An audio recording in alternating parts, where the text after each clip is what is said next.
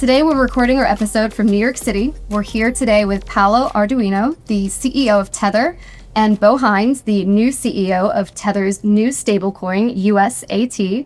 We're super excited to have you both here, so thank you for joining us. It's a super exciting day for both of you. Congratulations on your new launch. Thank you. Thank you. Yeah. Thank you for having us. Guest too. I know. Congrats on coming on the show again. Yes. I think this is Bo's third time now.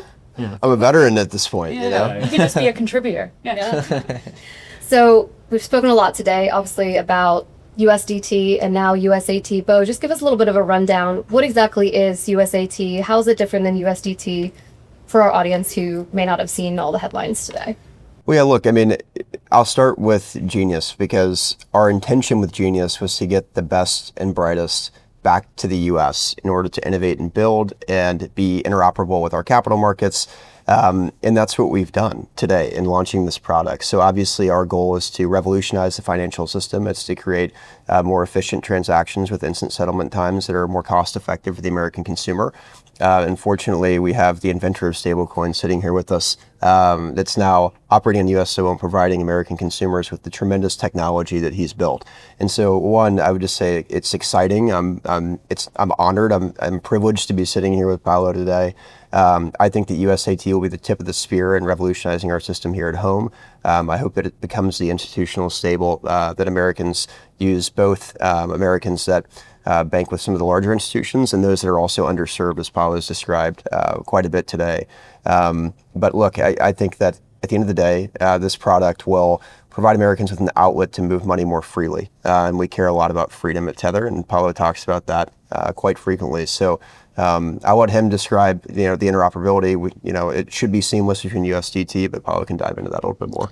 Yeah, our plan is to make sure that USAT and USDT can collaborate together, and USDT will be the distribution channel for USAT abroad in the rest of the world, in all the emerging markets, developing countries, and at the same time, USAT will be for USDT the ability to bring back value into the United States in the form of a local domestic regulated stablecoin. Right. Obviously, Tether is the world's largest stablecoin. Everyone knows it. I think more abroad in emerging markets, outside the US, historically, and now you guys are really focusing on the US market. Obviously, there's a positive regulatory climate, but what else is kind of driving the growth here? The growth here is going to be helped by our pre-existing distribution network already in the United States. For example, Rumble, the Rumble platform is a good example of a huge distribution network that counts more than 60 million active users per month. And we believe that doubling down in helping Rumble to grow themselves as an ecosystem of different tools and competing with large behemoths like Google and so on, and Tether has the ability to help in that growth, but at the same time enlarging and increasing the size of the reach of Rumble as a digital platform, plus all the other investments. Remember, we invested almost $5 billion back in the United States, so this helped us to actually create this unique distribution channel between the United States and also abroad that will position us as not an incumbent competitor like many asked us, right? How we are going to compete with existing stablecoins, but actually we have already a strategy and a plan that will unfold in the next months, just because we have been ready since a long time. Yeah, congratulations again. It's obviously a huge achievement to be coming back and building this product in the US. I'm curious about the sort of coexistence or the relationship between USDT and USAT now, like as this Genius compliant instrument, and obviously, USDT with its historical distribution technology. Are you guys going to be, obviously we saw that the headquarters is going to be in Charlotte, which is great. I grew up in South Carolina, so very familiar with the Close enough. the fintech hub. No, yeah, a lot of good friends ended up in finance there. How will the two entities kind of coexist? Like, are there custodian relationships that will be shared, or like what's the separation or the blending, if you can talk about that sort of side of it at all? Yeah, so USDT has as a issuer Tether International, that is headquartered in El Salvador, while USAT has Anchorage as the issuer. So Anchorage will take care of the issuing USAT, and Tether International will continue to take care of USDT. As we announced also on stage, the reserves of USAT will be held at Cantor with Fitzgerald, but the technology is what is going to create the common layer for making sure that there is a seamless transfer between the two, and the user experience will be beautiful and as simple as possible, because again, the underserved people are the ones that have least time to waste in trying to find the actual digital dollars among all the dogs with hats and all that. Well, and then the other point I'll make on that from the institutional perspective is we will be the licensed stable product in the U.S. We have first movers advantage, and we also have the best tech in the space. And so as we start working with some of the larger institutions to talk about how our technology can benefit their customers, I think it'll be really exciting for the American people, and just in terms of how they can now move money like they've never been able to before. And like we've talked about in previous episodes, our system in the U.S. is still archaic. And, differently than anything else in America, and Paolo's talked about this, we're playing from behind. And I think that's one reason I decided that after the Digital Assets Working Group report was released, it was time to come work in this sector from a private perspective, just given the fact that I think, this product could be crucial in actually helping to revolutionize the system that we so desperately wish to do. What are we looking at in terms of a timeline and to roll out for the USAT token? So we plan to do the first transactions and have the first transaction rolling by end of this year, so by December, I would say. We journalists are never satisfied. You announce one thing, we want to know when the next thing is coming. So Exactly. We'll keep it coming. Yeah. Paolo, when you were on stage, you showed a chart of USDT's growth from before pre-2020. It was like down there, and then you said 2020, and then it spikes up, and it went really parabolic. Do you kind of see the bigger push in America kind of even growing that even further? Or what do you see on that front? I think that, of course, in the first years of USDT, we didn't have the distribution channel and the widespread adoption. So I think that adoption will make the chart of USAT growing much faster and becoming parabolic much faster than waiting, in spite of waiting 5-6 years to see that happening with the USDT, right? So the USDT will be able to piggyback on the existing infrastructure of USDT. USAT is within the broader USDT entity, or no? Are they separate? Because people might be confused that is it under Tether, or is it its own thing that it's I could buy both tokens and they're separate? Separate tokens. Yes.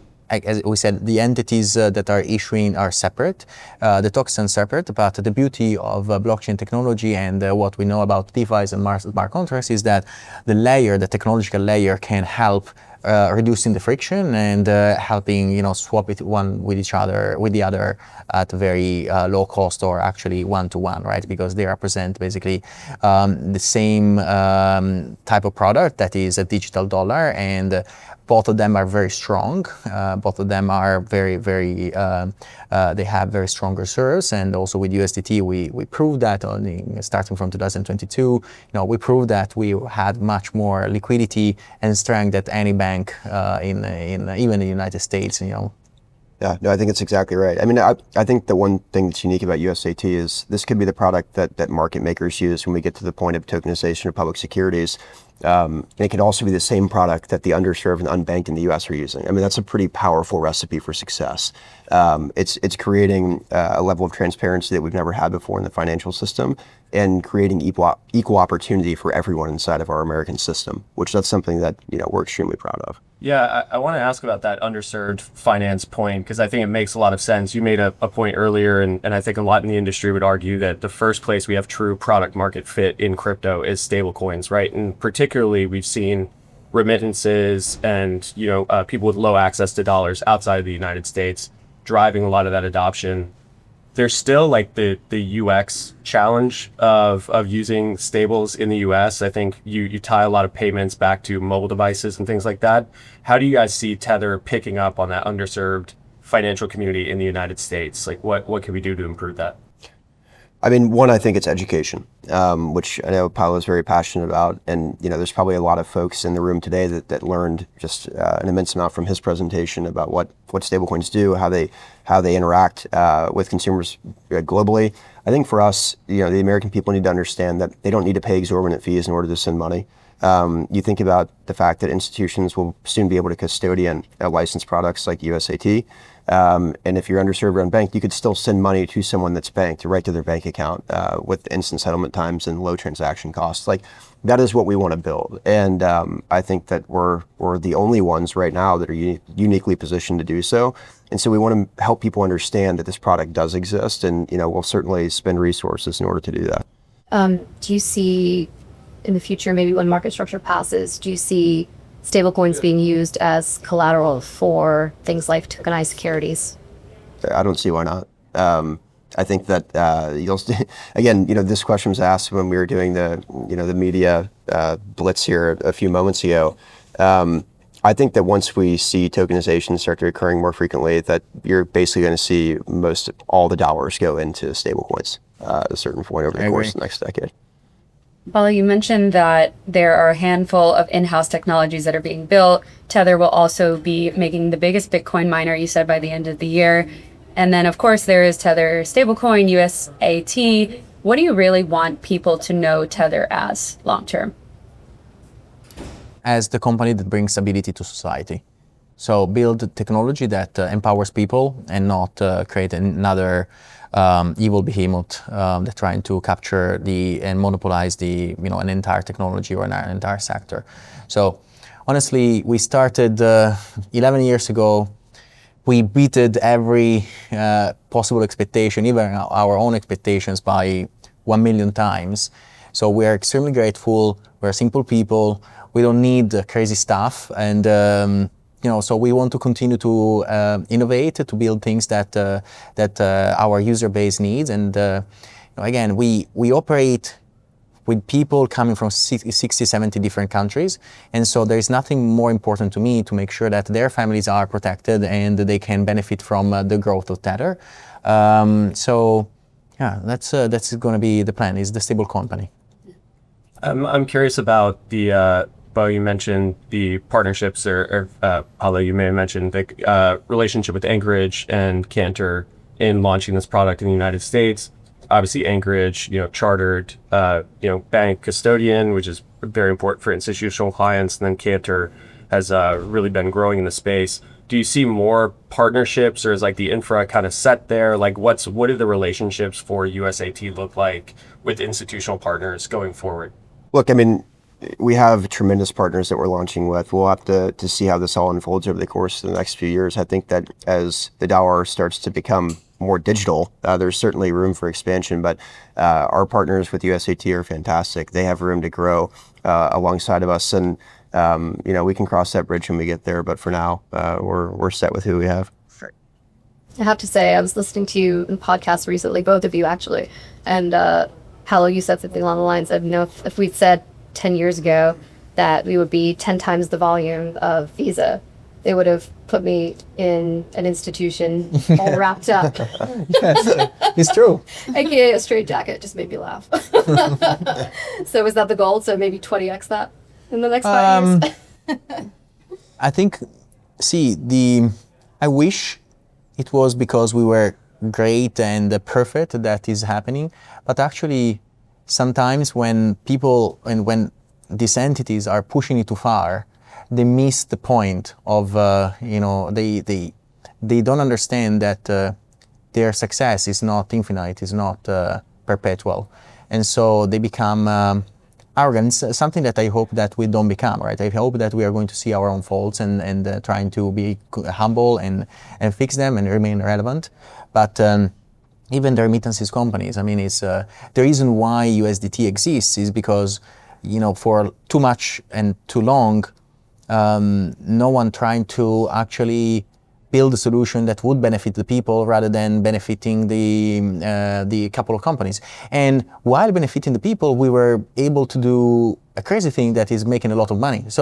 But that was not the primary objective. It came after we were able to actually prove to hundreds of millions of people that we were there for them.